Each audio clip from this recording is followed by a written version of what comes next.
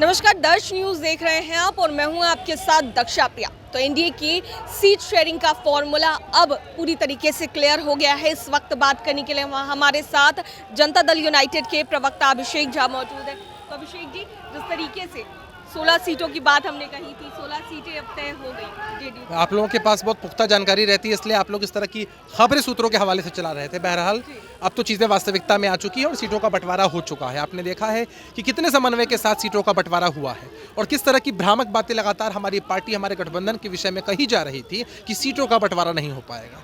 ज़रा पूछिए ना उनसे सवाल, जो लोग कहा करते थे कि हम एनडीए से पहले सीटों का बंटवारा कर लेंगे। अब ये संभव नहीं है। हमारी पार्टी, हमारा गठबंधन हमेशा त्याग में विश्वास रखता है और उसी मजबूती के साथ हम लोग आगे भी बढ़ते हैं। ये सारी स्थितियां अब स्पष्ट हो चुकी हैं। मजबूती के साथ हमारे उम्मीदवार सभी सीटों पर चुनाव लड़ेंगे।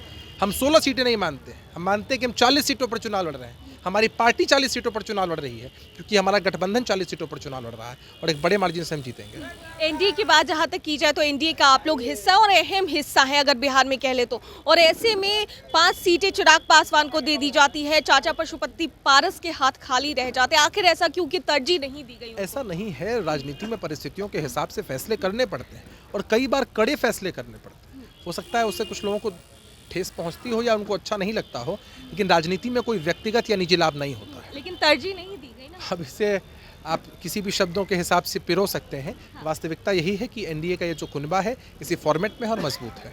मजबूत है। तो ऐसे में अब जितनी भी सीटें हैं तमाम, कब से चुनाव प्रचार शुरू हो रहा है? तमाम हो चुका है।